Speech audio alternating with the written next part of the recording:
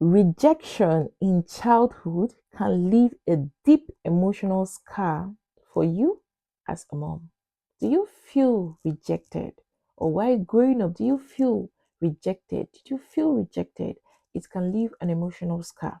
So today we're going to learn how childhood rejection shapes motherhood, how childhood rejection is affecting what you're doing or impacting on what you're doing today as a mother.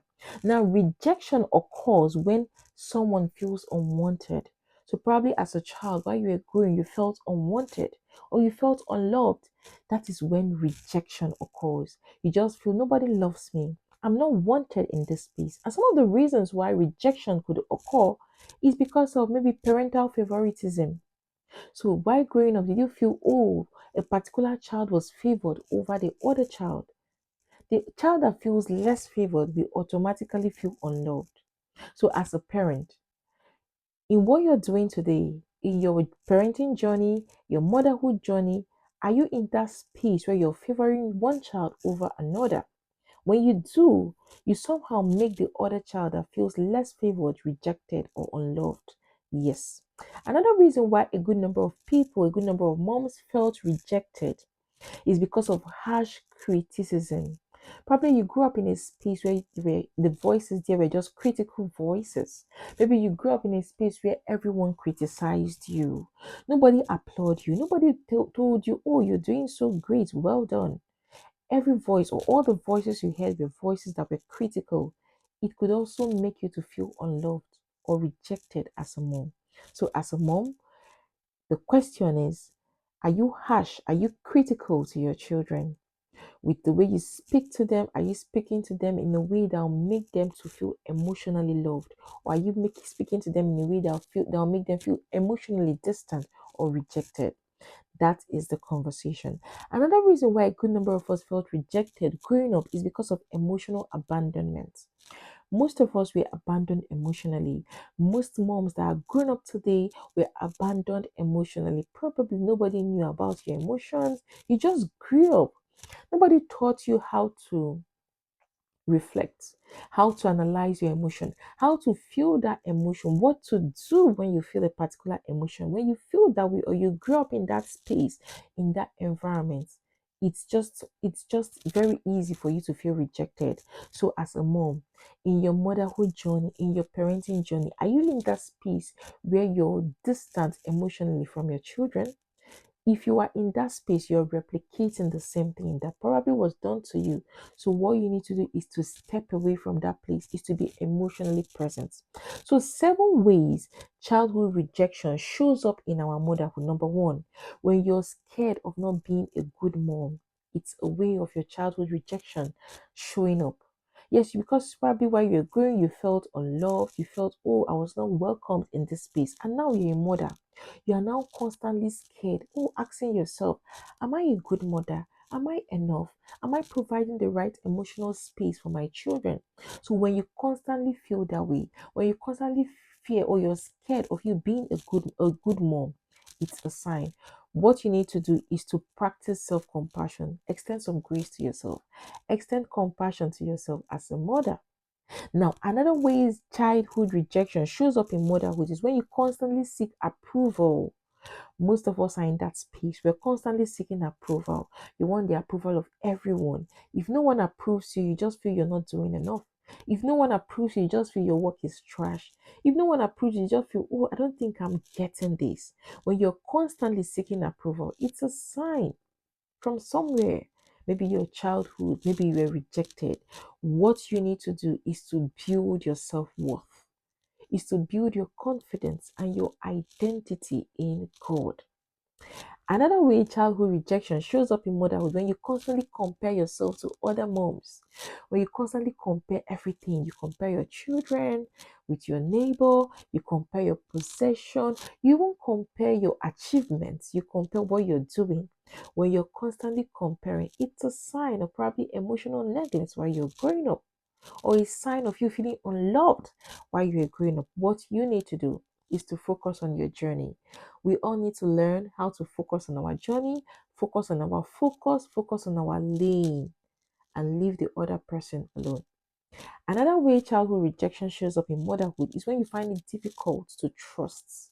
You find it difficult to trust people, your children. Yeah, some level of trust. It's a sign of childhood trauma. What you need to do is to first of all trust yourself. Most of us do not even trust ourselves. So we have to be in that space where we trust ourselves, we understand ourselves, we are aware of ourselves. Because the truth is that you cannot give what you don't have.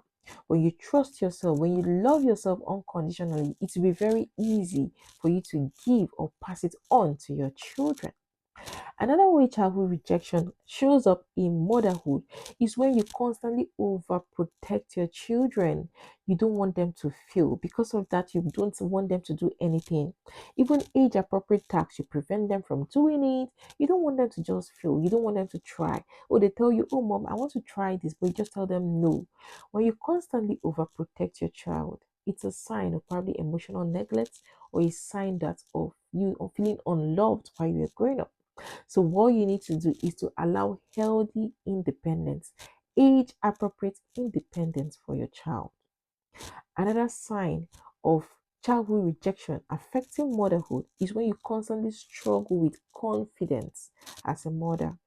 When you're struggling, you're not confident in the things you say to yourself, the words you say to yourself, it's a sign. It's coming from somewhere. It's coming from probably childhood, how you grew up, what you heard, programming, your space, your environment, and people around you. What you need to do if you're struggling with confidence is to practice speaking to yourself, practice affirming yourself, practice, see yourself the way God sees you. Remind yourself constantly that your identity, your self worth, and everything about you is in God. Then finally, one of the ways childhood rejection shows up in motherhood when you find it difficult, when you're constantly scared of relationship. You're scared, even the relationship between you and your children, you're scared that something will happen. When you're constantly in that space where you're speaking to yourself in a negative way, speaking to yourself, telling yourself different reasons why something will not happen. When you constantly entertain fear, it's coming from somewhere. What you need to do is to build emotional security for yourself first as a mom. Build your emotional security, and it's going to change a whole lot for you. Now, we must remember the story of Leah in the Bible. If you can remember Leah in the book of Genesis. Now, Leah was rejected. Initially, her husband did not love her, but Leah, after some time, Leah started to see herself the way God sees her.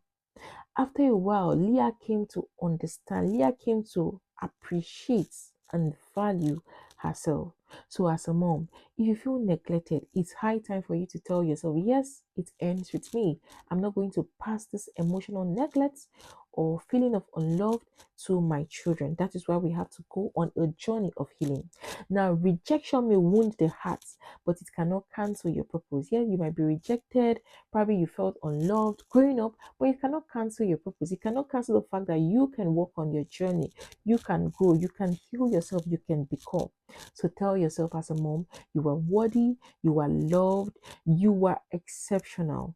Tell yourself you're valued. Your identity is determined by God, not determined by the next person around you. Yes, you are worthy. You are enough. You are beautiful. You are valuable. You are a God. And you have all it takes to replicate the right emotional environment for your child.